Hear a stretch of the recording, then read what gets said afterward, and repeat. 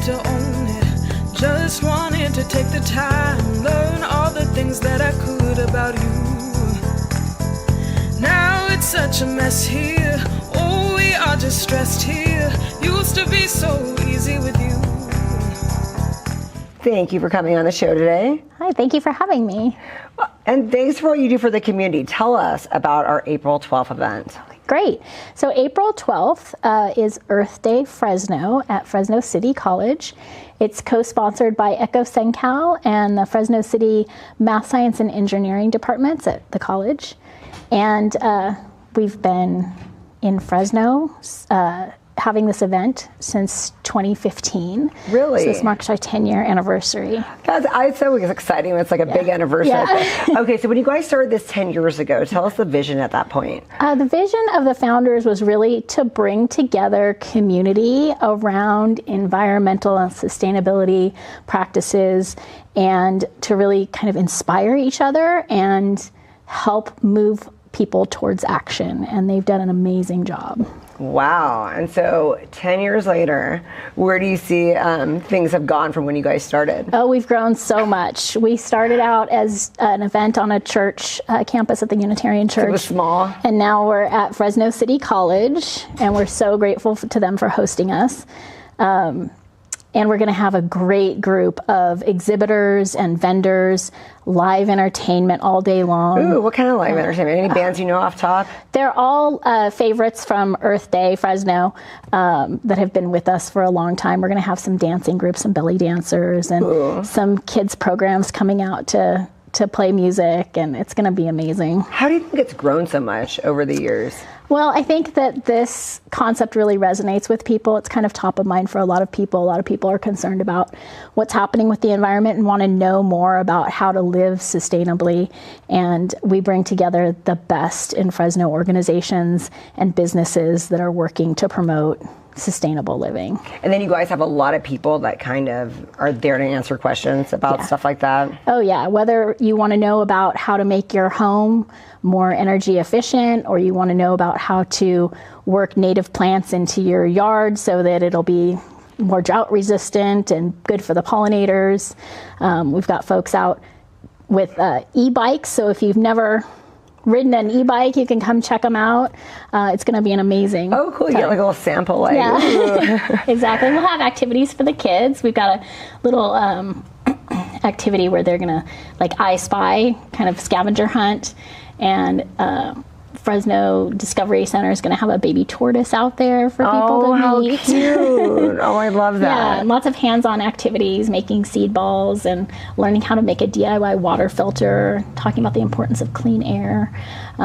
What's a seed ball? A seed bomb. It's a little, they're usually made out of paper or clay that's like been turned into a pulp, and they have seeds in them. And so you can just toss them, and then they'll grow wildflowers or native flowers. So you just toss them anywhere? Yeah, well, you put them in your yard, have monarch butterfly plants. And that's really pretty. That sounds really cool. Yeah. And we've got some giveaways from some great organizations. Caglia Environmental is going to be giving away compost bins. PG&E is going to be giving away 5-gallon buckets, with trees. Tree Fresno is going to have a tree planting to kick off our event at 10 a.m. How fun.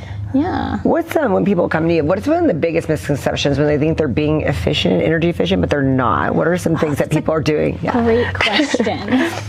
I am going to have to think about that one. I think that there's different ways to be efficient.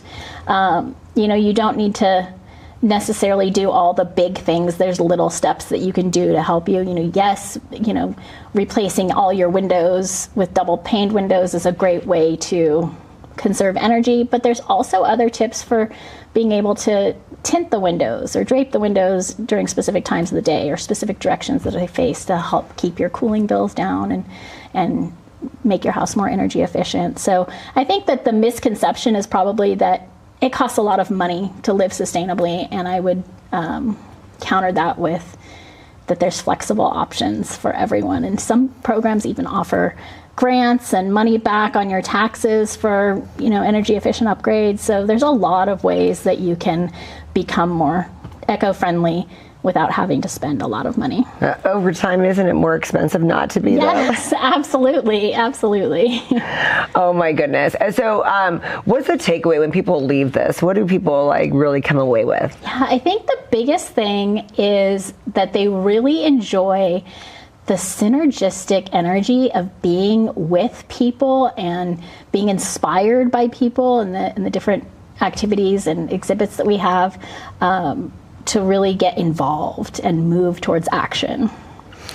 When people hear Earth Day, what do you think people mostly think of? That's another good question. I think that a lot of people kind of think of, maybe the like hippie movement of the 60s, because that's when it started. That's when Earth Day started. But it's really about so much more than that now, especially as technology has advanced. Right. So much. Things have changed in the 60s, so Yeah. You think people are just more conscious now of stuff like that we didn't think about back then? Yeah, I think so. And we've learned a lot. We've learned a lot about things that we were doing wrong before that we can do better now. What's the problem with being overpopulated? I think that's a big issue. So people are more mindful, but then we're more populated. What do you guys suggest to combat all of that, or overpopulation? Yeah. Well, I think that as much as we can, living in harmony with our environment kind of counters that. And I think we have a lot to still learn about that. And there's a lot that we can take from indigenous cultures about how to live in harmony with your surroundings that we could learn from that would counter. Even though it's a bigger surrounding than we anticipate. Yeah, right? Yeah, I think it's still definitely some room for improvement and growth in that area. So what is your role in all of this? So this is my first year being an active participant on the planning side. I've been an attendee before, and this year I got involved as the event coordinator. So it's my job to kind of just bring the team together and make sure all the little boxes are getting checked off. I'm sure it's easy. I'm sure just everybody comes together and does their thing. You just oversee it. After 10 years, they are surprisingly good at what they do. That's good. Yeah. So, and it's been great getting to know everybody in a different way this year as opposed to just being a participant. And speaking of that, we also have volunteer openings that you can check out our Facebook page. So people can still volunteer? Mm-hmm. Yeah, to volunteer on the day of, to help out with the booth setup and just the needs of folks on that day. What if people want to be involved on having a booth there or that part of it? What do they go to? Is there still time, or that's... So we're closing out our registration process. We are a curated event. So the founders are very particular and careful about who they invite to this event. Okay. Because they want to make sure, like I said, they're getting really the best of the best in the Valley. So people might come check it out and talk to some of the people. Be like, hey, next year I want to be... Absolutely. Have a booth. I want to be this. That would be a good time to do that now. They really want to make sure that the people who are participating in the event practice Earth Day every day and aren't just there for the one day. So they want to make sure that in their business practice, whether they're a big corporation or a individual artist, they want to make sure that they are really personifying those values of sustainability and eco-friendliness. I would be repetitive about what's the biggest challenge that people don't know, but in a company, I don't know, in a bigger corporation like that, what are some of the things that offices aren't doing when you tell them, oh, this is what you can do to cut back, this is what you can do, and they're like, oh, we never thought of that. Is there some things you could think of off top? Well, I think paper waste is a big one for a lot of organizations. In the running of my business, I've moved away from using paper and moved to more digital products. That's easier for me too. Are people more happier doing that? I think paper gets lost. I don't like looking for paper. Right, it does. So I think that's a big one, is just moving away from so much waste and paper, and then doing away with plastics. A lot of times there's organizations that maybe even on the outside have a product that looks sustainable, but they use a lot of plastics or other chemicals in their production or packaging. And so moving away from those type of things also. And so what is the alternative? What's the best alternative to some of those things, the plastics and packaging? They've got a lot of more biodegradable plastics. Some of them are corn products that, made from corn that biodegrades. So anything that's going to break down is going to be better. And are these products that people should switch to? Is that good in big quantities for some of these bigger corporations? Are they? Yeah. You know, sometimes you buy more, it's cheaper. Do they offer that for big businesses? They do. And Okay. sometimes it's a price difference, and so it's going to be a matter of the company's integrity for going with a product that might be a little bit more expensive to produce, but it's better in the long run for our planet. And you guys really do go into that and explain that to people Yeah. so that they have that information. That's great. I think that a lot of people are just kind of like, oh, we never thought of it that way. Do you get a lot of those like, ooh? Yeah, we do. And, you know, even in the products that we use in our homes, being able to educate people on different choices that they can make to reduce the amount of chemicals that are going into our ecosystem, into the water and that kind of thing. What's something that we'd love to use that we really shouldn't be using?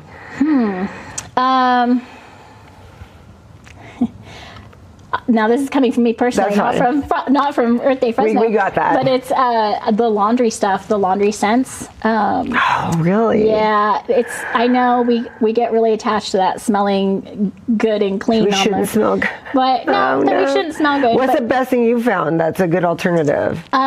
So I use vinegar in my wash to get rid of smells, and then I throw a little essential oil on a wool dryer ball. So if it smells really good, it's probably really bad. Yeah, they usually have a wax component to them that gets into the water and other chemicals that get into the water that are hard to filter out. What about our scents that we plug in, or like all those, like, I don't want to say brand, but yeah, those plugins, are those all bad? I wouldn't say all of them because I am not by any means an expert. Some of the big ones are. But yeah, the stuff you have to think that, like, if you can smell it, it's in your air and you're breathing it. And so kind of what is in that you're what breathing. about candles? Same. So anything that smells good is bad? You just want to check the ingredients. You know, a lot of candles are petroleum products, and so like when you see that black smoke coming off of them, that's going into the air. And then what about our cologne and stuff? Again, it depends. Some of them use, more natural. What are some brands? What are some things that we should look into that are pretty good that are safe? Again, me personally, I do a lot of my cleaning products that I just make a little vinegar, dish soap, water, and a couple drops of essential oils will do wonders on cleaning stuff in your home. For like personal scents, I use a lot of essential oils. I use a shampoo bar instead of a shampoo that has a lot of chemicals. Because most shampoos are chemically. Yeah. Wow. It's a lot, yeah. And then, you get the shampoo bar, you don't have the plastic bottle packaging and all that stuff. So it's all about small changes, a little at a time, and what you can do. And we have to acknowledge and realize that in this society, not everyone has access and ability to make these big changes. And, doing what you can is important. But the major contributors are big businesses and whole entire industries that are doing damage. So folks shouldn't be too hard on themselves if they can't make these changes. We need to realize that the system needs to change. What are some big companies off top, or even local ones that have made changes that you can plug or say, like, they've actually made a lot of changes? Yeah, I don't have that information right off the top of my brain, but I know that, like folks that we've vetted, the industries that we've vetted have all, come into stages of growth with that and being more environmentally So a lot of times it is a slow process, huh? Because you got to make one change, and then over time you're like, well, and then so after this sells out, then we can try to switch to that. Exactly. That's really interesting. Oh my goodness. What does Fresno Earth Day do in coordination with the larger community? So our co-sponsors, we have the Fresno City Math, Science, and Engineering Department, which are always working on, But do you guys work forward thinking with other cities out there that are also doing Earth Day things, and kind of be like, okay, do you work on a larger part like that? Well, Echo SenCal, the other co-sponsor, they are they grew out of Earth Day Fresno. So it was the original founders of Earth Day Fresno who formed this nonprofit, and they strive to be a resource for folks not just locally but beyond. And their goal is to create an online database where they can share information about studies and new developing technology and that kind of thing to help everybody weed through the mass of information that's out there to find the best information. That's really awesome, because I don't know about what other communities are doing for Earth Day. So I was like, is there like a way that you guys are all kind of talking to each other and being like, ooh, they're doing this over here, that works, we'd love to bring that over here? They do have something coming up at Fresno City College the Thursday before our event, where they're going to have an open forum for folks to come in and talk to some heads of different agencies working locally to make progress on environmental change here. So that's going to be a really exciting event too.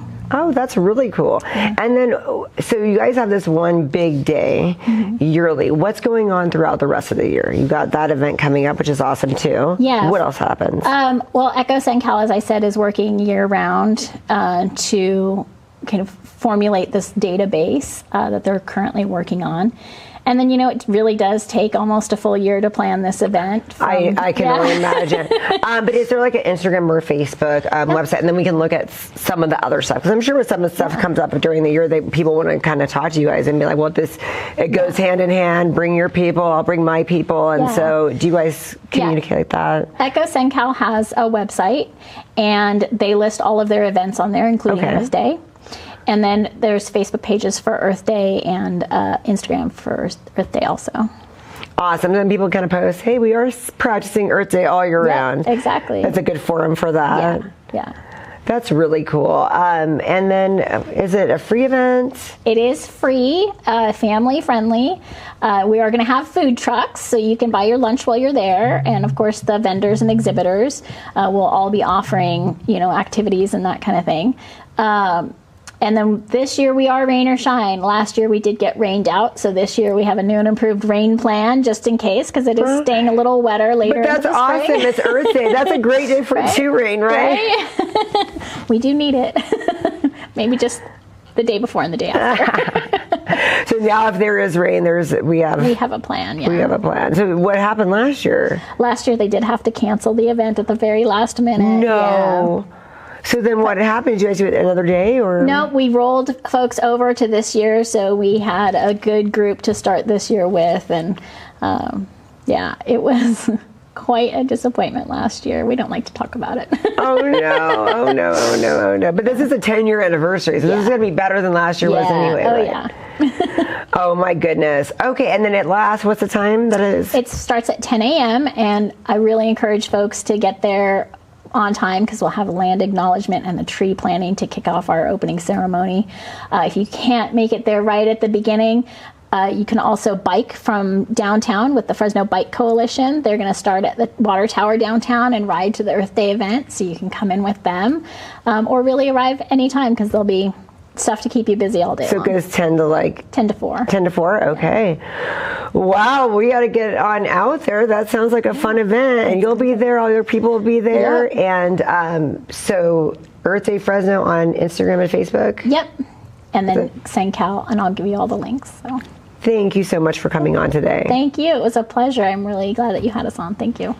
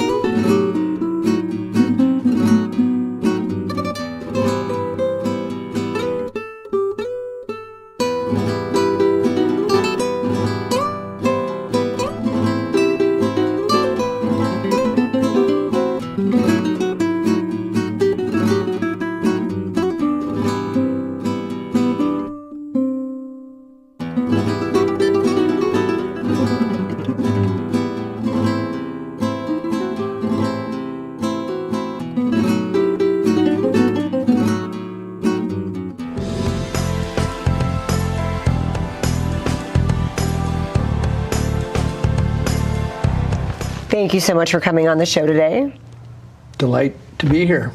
See you again. Well, tell us a little bit about your business. Well, our company is a manufacturing business primarily. We're 157 years old. We're 6 generations. Our leadership team is next generation. My son is our president. I have 2 nephews that work side by side with him to run the company. I serve as a CEO and ambassador. I'm out in the community a lot. Our purpose statement is improving the way things move. So when you think about all the component parts that we manufacture and what they go into, it's springs, mechanical parts.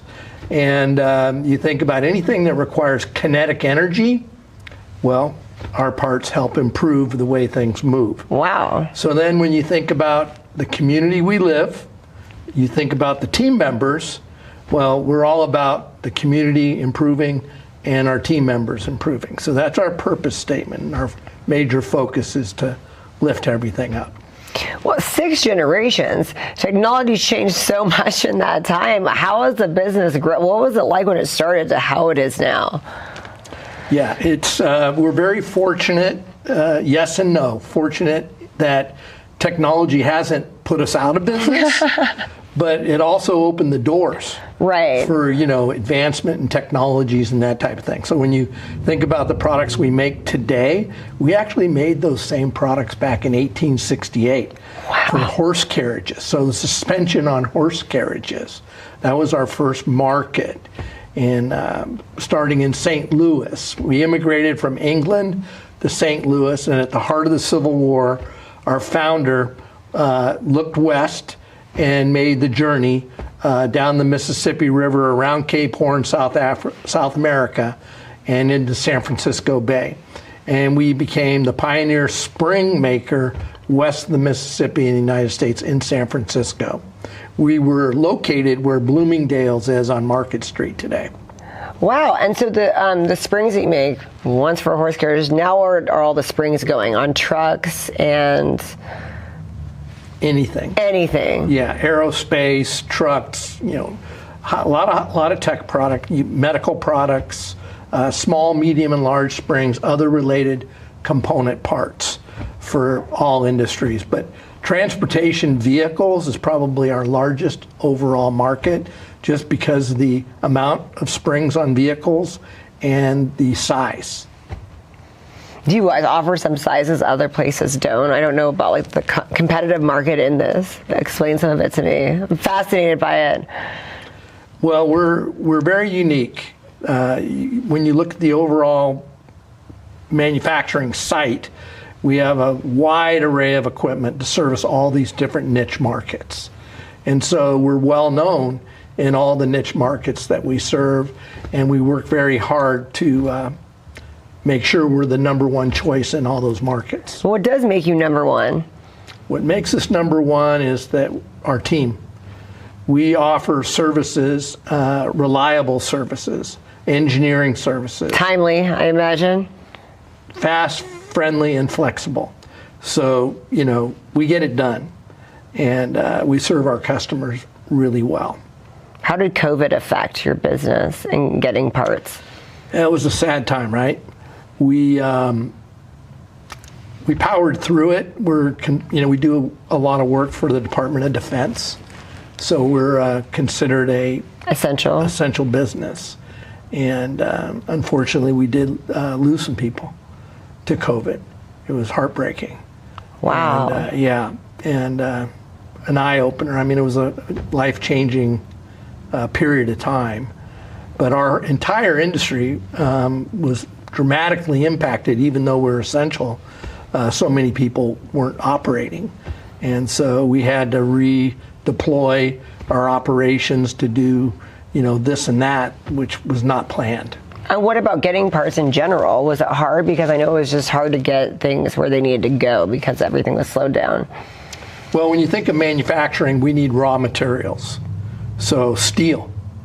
And what happened, with all the steel mills and all the supplies and supply chain was maybe the most significant impact we had in our business. because you have a supplier base and you want to be loyal to your supplier base, and you go through all the quality channels and inspection and everything. So we were fortunate. We really our suppliers really stepped up and took good care of us. But we're all about on-time delivery, and we've been very proud our on-time delivery is above 98%. Wow, and that is impressive. Yeah, and it's not easy to do. You got to focus. And during COVID, we weren't able to attain that level. So now, where are you mainly located? Are you guys have different locations, or is it a one-stop shop right now? Yeah. So I mentioned our main business is manufacturing. Right. And manufacturing is incorporated in pretty much everything that we do. But we have several different business units, and one is a spring manufacturing and other related component parts for industry. And the second business that's the most sizable with manufacturing is a truck parts and service business. Right. And we have 8 of those locations. One over, we were talking about Phoenix. And, right. Your interest in Phoenix. Yeah. So we have that there, and then you see where's the other parts of the United States? So we're in Southern California, 3 in Southern California, Central California, Northern California, Oregon, and Arizona. And do you have to go there and make sure everything's running good? Well, I do go to, be more of a cheerleader and see people and thank them for the work they're doing, and be aware of what's going on, and right. identify any concerns or anything we can do to help our team. Each location is somewhat similar. The products and services that we provide each market, there's commonalities. But on the trucks, we're focused on primarily the frame rails down. So you name anything underneath the frame rails, the suspension, the transmissions, differentials, rear ends, brakes, suspension. We do everything around the engine, everything above the frame rails too. We don't go inside the engine. Okay, so who goes inside the engine? People that focus on engines, yeah. And as you know, with CARB and everything else in California Air Resources Board and all the demands on, green and fuel and all of that, the whole engine situation is kind of a circus. And so you're lucky you don't have to touch that. We're blessed. We're blessed that we don't have to, yeah. So where's the spring manufacturing? Where's that spot at? Is that the local? That's what's locally? Yeah, we're in Fresno, between North and Jensen off of 99. So east of 99 on Maple Avenue, it's South Maple Avenue, between Jensen and North. Yeah. So how long has that been around? So in 1989, and maybe a few years before, I started taking journeys from the Bay Area, looking to where we might want to look to have our manufacturing for the future. And so Fresno was high on my list. And you were living in San Francisco? Because yes. That's where the main spot was at that point, right? Yeah. Okay. And anyway, Fresno was really number one on my list for a variety of reasons. They had very good incentives that were connected with the state and the federal government. It was called Enterprise Zone and Empowerment Zone. And so we came down and we looked at all the land and availability, and I mean, the cost per acre of land was, really good right. in comparison to elsewhere. And I'm saying elsewhere primarily in California, but we looked in Oklahoma, Texas, Utah, but we also had all these different businesses, and we wanted to support all the businesses, not just one. Okay. And so our footprint of growing the truck parts and service worked out great because Fresno is centrally located. Right. Fresno is great for manufacturing, for logistics, trucks in and out, getting product, getting steel in, and getting product delivered to our customers wherever, and close to the ports as well. So that's location, and then the incentives were really good. They ultimately went away, but it helped us a lot financially, because to build a manufacturing site is no easy undertaking. You not only have the buildings and the land, but then you also have the technology that goes in to make the products. There's this thing called BACT, Best Available Control Technologies. And no matter where you go in the United States, but especially California, whatever you were doing in your current business gets looked at, and the government officials, city officials say, well, what could you do better than what you're already doing in relationship to environment, air quality, and all that? So our investment was 4 times more for the buildings, for the equipment, than the buildings. Wow. And so it was a huge investment in new technologies. And we're constantly manufacturing. A lot of people don't realize manufacturing is intensive on capital investment, on new technology, keeping up with the latest technologies, new technologies that will allow you to leapfrog forward, make the product better, quicker, faster. So where do you fall in line about what you guys, how you're environmentally efficient? Where do you guys fall in line with that?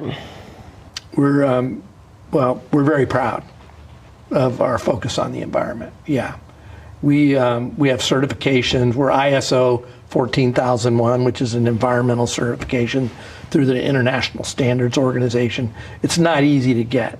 You have to have all the processes in place, and dot the I's and cross the T's, and just pretty much everything in your facilities to be sure that you're environmentally friendly. And I bet that had to change a lot over time, because rules keep changing. Is that That's part of what correct. happens? Yeah, exactly. And that's why you move from one location to another location. You're not grandfathered like you were in the old Right. location. So it's a whole new start, a whole new beginning, and you need to be prepared for that. No, that's funny, because we're talking about Earth Day today, as Earth Day is approaching. And they're talking about businesses that are very environmental friendly and not, and you're one of the environmental friendly ones. So, and I indicated we're proud of that, because you look at the products we make, and we recycle 100% of our waste. 100%. How is that possible? Well, you think about steel products, right? Everything that we make, the majority of what we make, is made out of raw material, some form of steel, lots of different types of steel.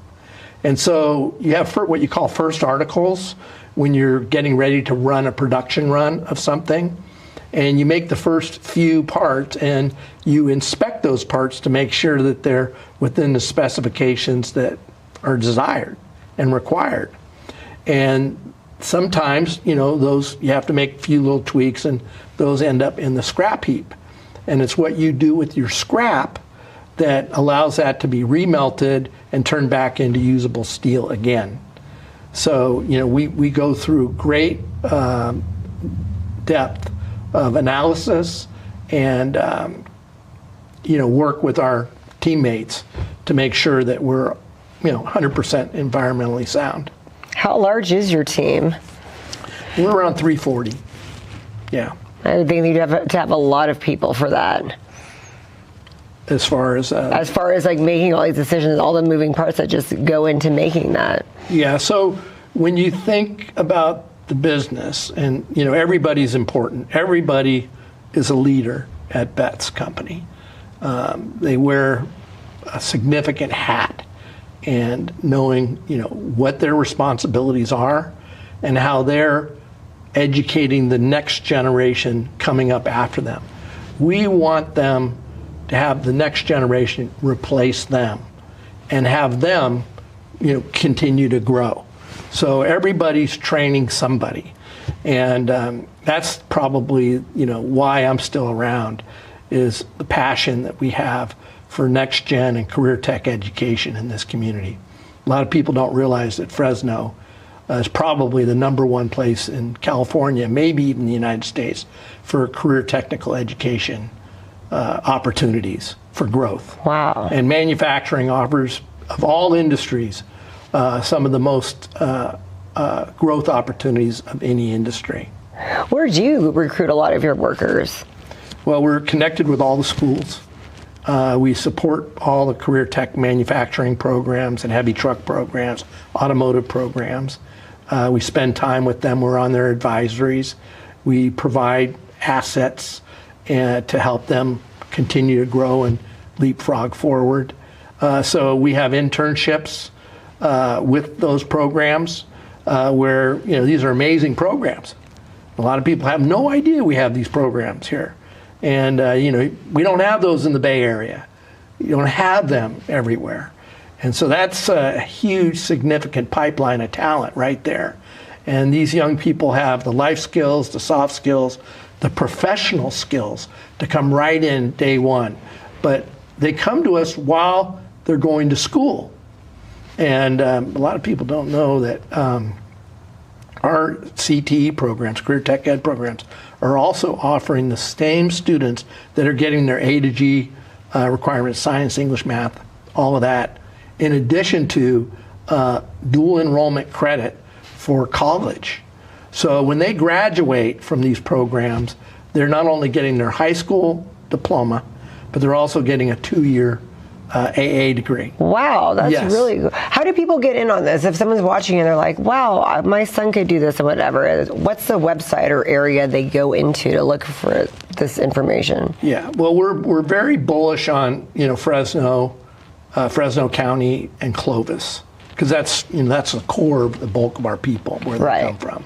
So that's where we spend a lot of time. So going to Fresno Unified School District, Fresno County Office of Ed, and then Clovis Unified School District. They all have career tech programs. So just kind of go into the career tech program locally and, Yeah. and inquire about bets. Yeah, and if you're interested in, you name it, I'll just run down a few that Run I down think it. people should be aware of. Yes, These this are is shining great. stars in This our is great. community that are making a giant difference. In Fresno, we have Duncan Polytech. And Duncan Polytech is maybe 16 pathways. They have nursing, construction, manufacturing, welding, all these different pathways. It's 100% career tech ed school. Also where you get your A to G requirements as well. But you pick a focus area. Let's say you pick manufacturing, and that's what you would do for your CTE work. And it's primarily your junior and senior year. CTEC, Career Technical Education Charter High School, is Fresno County Office of Ed. It's about 6 years into its infancy. Each one of these career tech programs has bells and whistles that are great, but you need to contrast and compare. What is it that you're looking for? What makes you interested in that program over the other program? It might be proximity, they have bus service, you name it, transportation. But CTEC, few things that make it beyond remarkable is they have the dual enrollment credit where you can get the college degree when you graduate from high school. Unbelievable, right? That is A pretty 2-year unbelievable, yeah. Yeah. Duncan has that as well. And a large percentage of the students are graduating with the AA degree. CTEC starts in the 9th grade. Wow. So you get 4 years at CTEC working on a focus area. That is amazing. You don't determine what your focus area is until after your 9th grade year. So in the 9th grade and 10th grade, you're really getting educated on all things they have to offer. So you dabble. And you kind of see what you're into or what you're good at. Yeah, you might have thought when you went in there that, construction was your thing. But now, after a year, no, you want to go manufacturing or vice versa. So I haven't spoken to a student at either of those programs that isn't just thrilled and hasn't been a life-changing experience for not only them, but their families. Wow, I think that's really impressive. That's really awesome. So CART, Center for Advanced Research and Technology, CART, it's a joint venture school, a joint powers authority between Fresno Unified and Clovis Unified. It's It's a secret gem. Okay. And it's been around for about over 20 years now. And our CEO, Rick Watson, is he's not the superintendent. He's not a principal. He's the CEO. And he treats every kid like a rock star, because they are. These kids make a determination that they want to go to CART their junior and senior year, but still finish at their home school. So let's just say you're going to Clovis Unified or Fresno Unified, Okay. whatever school, and you say, hey, I want to try out that CART experience. I've heard some nice things about it.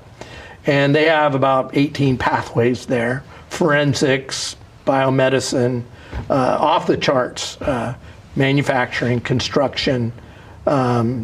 It's amazing, and it is. All these programs are life-changing. We have this here in Fresno. These are amazing gems, and you speak to the graduates of all these programs, and they're very proud, and their futures are very, very bright. I love that. So if you could talk to the guy who started this 6 generations ago, what do you think he would say? I mean, this is incredible, like how this became a 6th generation. You guys have grown so much. Did you guys kept the dream alive for the family and then some, right? This area kept the dream alive for our family, because it's teed up for success. Companies come here because we have these assets. And it makes, Fresno, Clovis, this part of the Central Valley, a #1 choice. Why come here? Well, affordable housing, great schools, great programs, and, for manufacturing. Right. So we have the heavy truck program at Duncan Polytech. If you ever get a chance to go there, it's the #1 heavy truck program for training mechanics. In the world, in the country. There's no other. And people that go there are just blown away by it. I didn't mention the importance of industry recognized certifications. So an industry recognized certification would be, let's say in welding, AWS is the abbreviated association that people that are in the welding business look to for education. And so if you go get your training through AWS, you can earn all these different certificates for all these different levels of welding. And so if you come to me and I'm looking for a welder, I'm going to want to know what kind of certificates you have. Well, these programs that we are connected with here at these high schools and community colleges, by the way, our community colleges have all these programs as well, and they're knocking it out of the park. These certificates are a game changer. It's proof that you've done the work and you know how to do the work. And it really is a lot of help in signing the deal on getting the job. That is awesome. Thank you so much for coming on my show today. This is great. What's your website? Bets1868.com. 1868.com is the year we were founded. That is so cool. 1868. Thank you so much for coming on today. Thank you, Sparkle. Great to see you, and thanks for all you do.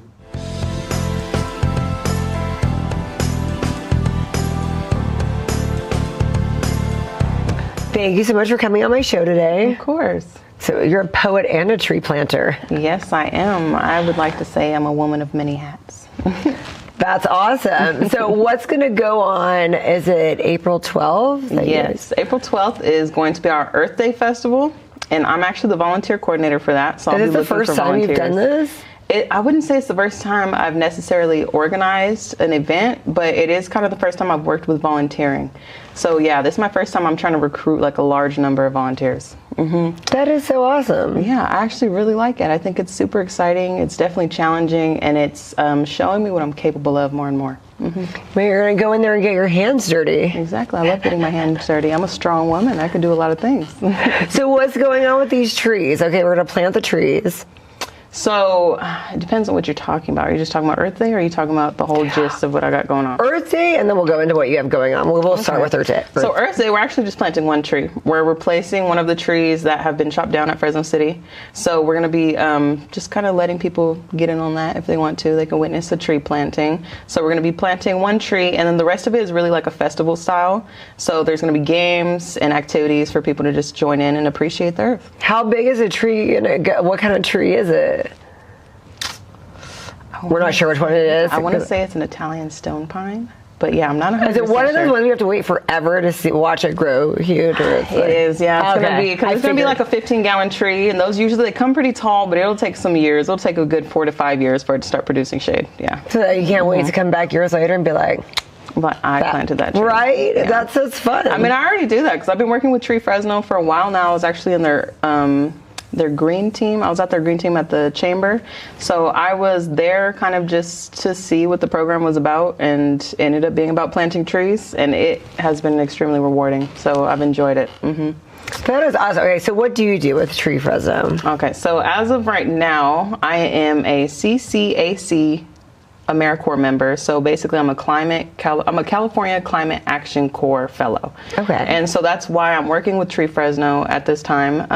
We're basically we're out there for climate action. So we are working with Tree Fresno to be able to expand the urban greening in Fresno. Okay. That's just Tree Fresno, but CCAC as a whole is more just focused on climate action. So it can be anything with energy, food reservation, and stuff like that, or just anything that has to do with the environment, basically. Wow, so you do a lot there. What are some of the things that you've learned while being there?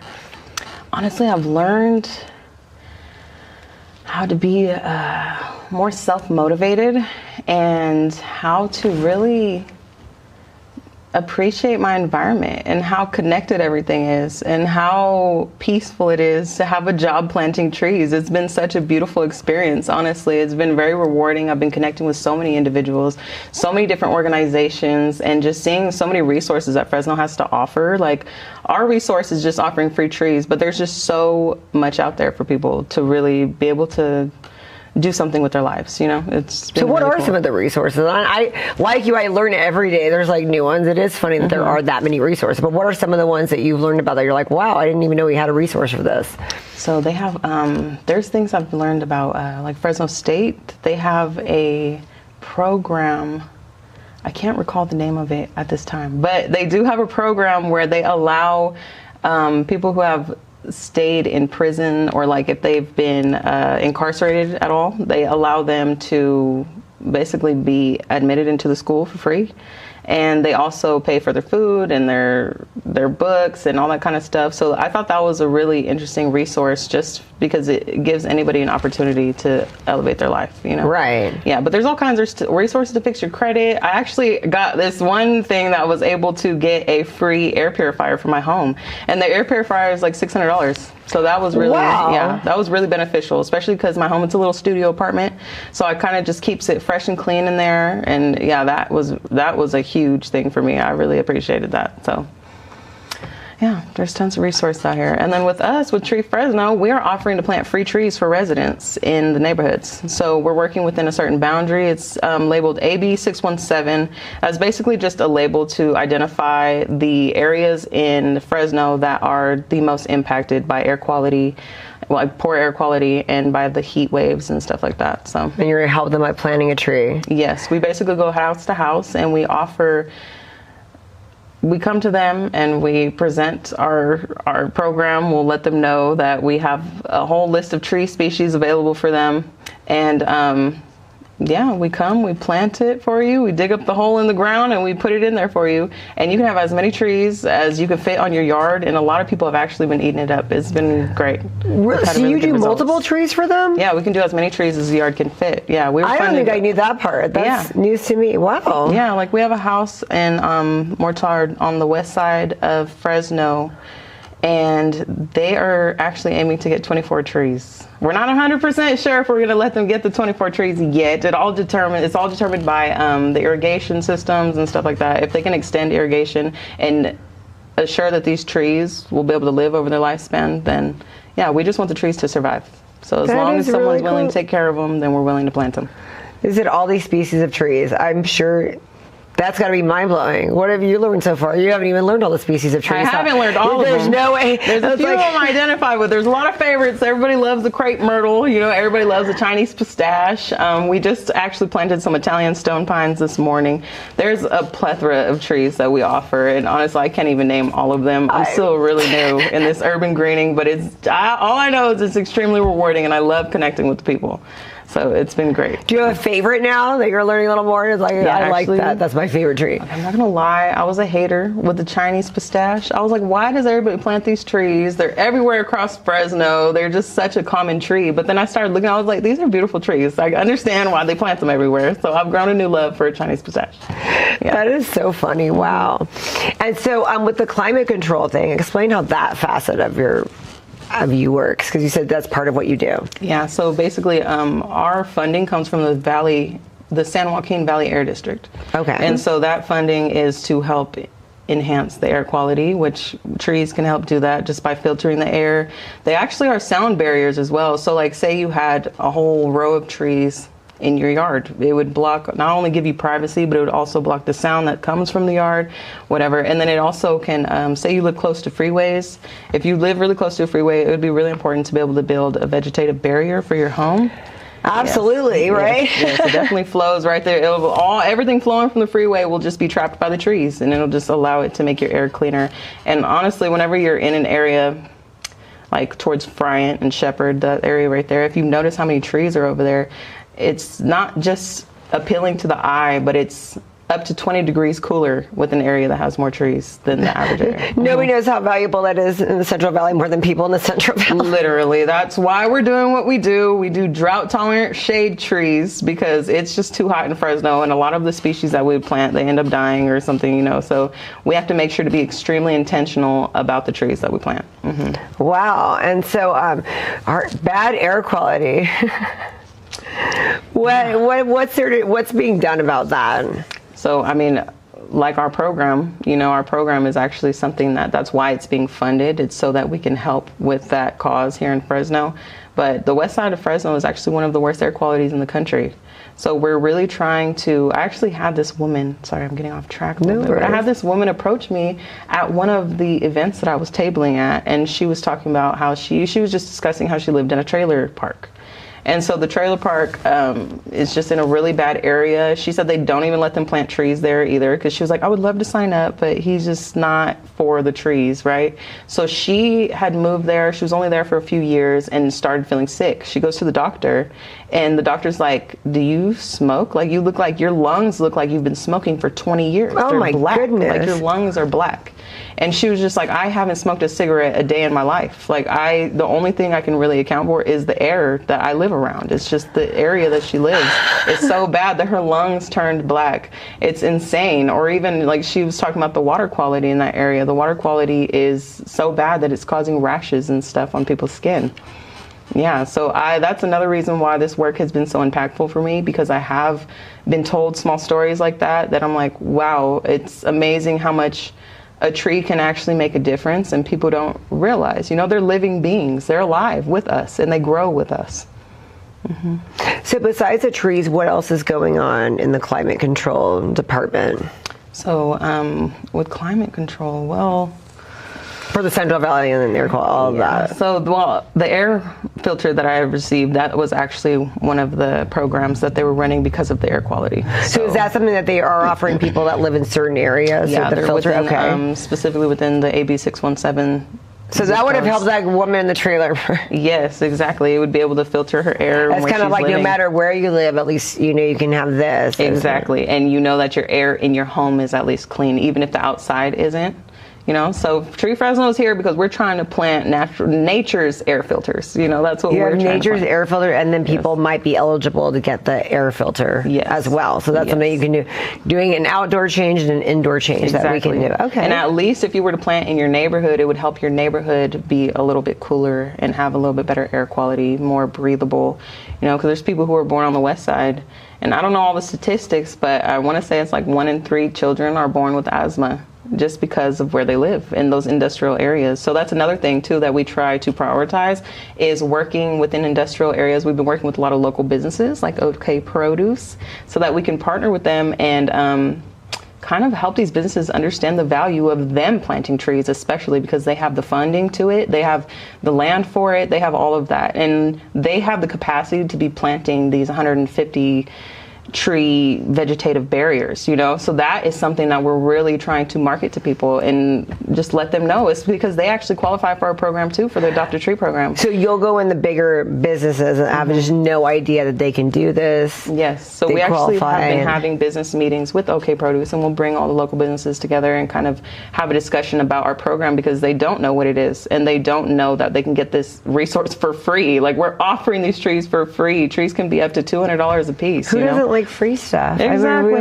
I love free stuff. Even if I don't need a tree, I'm like, hey. And then you come in and do the work too. Exactly. Oh, we did the whole, and we're just a bunch of ladies coming working hard. How could that not motivate you? I know. Sign me up for that. That's awesome. That is really impressive that you guys are doing all of this. As far as for Earth Day, what are you looking for? You said you're organizing volunteers. Yes. Where do we go for that if someone's watching and they want to be a volunteer? So I actually have an intake form. I also have, we have a Facebook, Tree Fresno. So you can go on Tree Fresno and we'll have posts about it on there. We also keep up with all of our volunteer opportunities. So outside of Earth Day, you can also volunteer for any other projects that we have coming up. But yeah, so you can go on Facebook at Tree Fresno. I also have an email that because I'm the volunteer coordinator, so you can contact me on my email. It's going to be aa@treefresno.org. So if for anybody who wants to use that, it's plain and simple, aa@treefresno.org. You can message me if you're interested, and I'll plug you into our system. Do you get anything if you volunteer, like a free tree? You do, actually. We do have trees that are going to be offered Really? at the event, yes. Well, win-win. You go volunteer, make someone's life better than you get a tree. I like it. Exactly. I'm down. Exactly. So I don't say no. Okay, so they can go into the tree, and then where do we keep up with all the stuff that you guys are doing, like Facebook, Instagram? What's the best way? Keep up with Facebook. Yes, we have a Facebook not only for Tree Fresno, but for Adopt a Tree.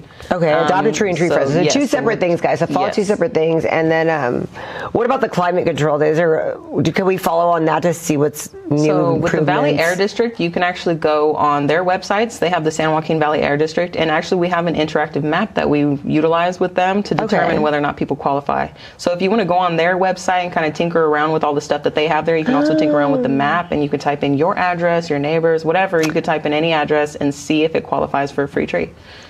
Yeah, it's interactive. It's fun. Or it's one cool. of those places that you said you can have multiple free trees. Exactly. Yeah.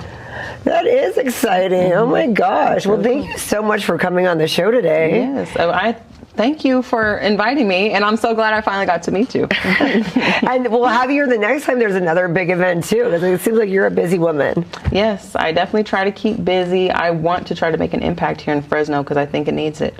I definitely think Fresno needs it. So this is just my small stepping stones into how to do that. You know, I'm only 25, and I know this is only the beginning, and I'm super thankful for Tree Fresno giving me the opportunity to even express myself in this way and to even be able to get my hands on this type of work. You know, it's been really, really rewarding. Do you have a personal Instagram we can follow you to see your poetry or anything? Yes, you can follow me at Anissa_Marie_. Do I need to spell it? I think I got it, but spell it for the audience. Okay, so audience, and it's going to be Nissa, NISSA_Marie, MARIE_. I knew it. I did know that was like, that's exactly how you spell it, but that's great. Thank you so much for coming on the show today. Yes, thank you for having me. Felt right in the moment, felt right in the summertime. It felt right drinking cherry wine with you. Just wanted to own it, just wanted to take the time, learn all the things that I could about you. Now it's such a mess here, oh, we are just stressed here. Used to be so easy with you. Now I must confess here, oh, I must confess dear, don't think I'm in love with you. Winter is coming and I don't know what to do, and there's no more use in running, no more running to you, and I don't want of your loving. I don't wanna be just friends, knowing all this time we were playing pretend. It's a mystery.